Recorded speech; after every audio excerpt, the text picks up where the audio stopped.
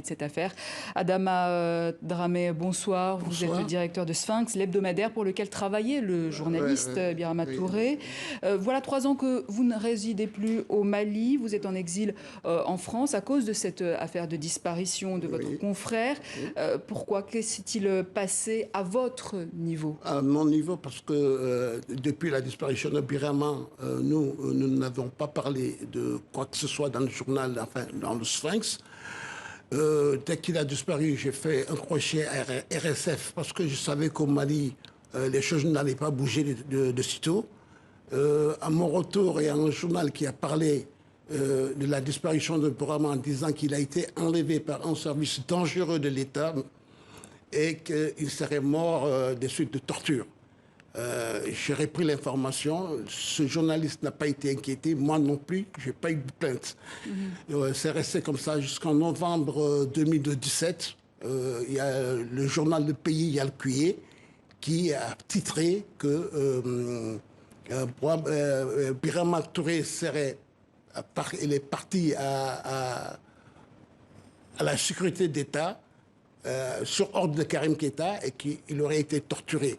Et ça, il faisait foi au témoignage de ceux qui l'ont rencontré vraiment au sein de la sécurité d'État. Mais en quoi vous étiez inquiété, vous? Non, parce que moi, je savais que j'enquêtais sur l'affaire. D'abord, pour essayer de me discréditer, Karim Keïta m'a intenté un procès en 10 femmes que j'ai gagné. C'était en réalité un contre-feu. Mais après, j'ai rencontré une journaliste, je ne sais pas, jusqu'à l'heure je vous parle, si elle a été envoyée par Karim ou pas. J'ai rencontré une journaliste freelance du New York Times, à qui j'ai rencontré toute l'histoire. Et ça, c'est au bout de 2 ans.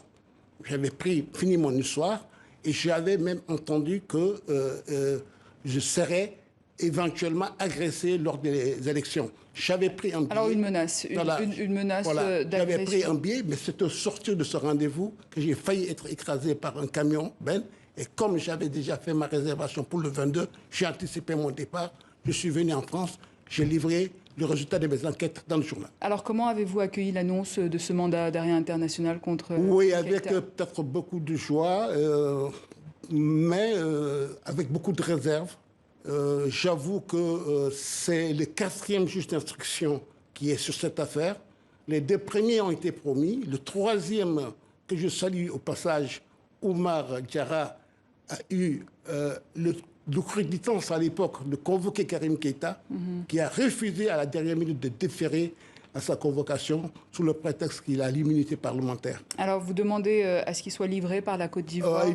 Évidemment. Il est en exil aujourd'hui et vous avez vu la réaction du Mali aujourd'hui qui compte sur les autorités judiciaires ivoiriennes pour que Karim Keïta vienne s'expliquer sur cette disparition. Nous, en tout cas, on attend, la famille attend, on veut que cette histoire arrive jusqu'au bout et éventuellement que toutes les responsabilités soient situées.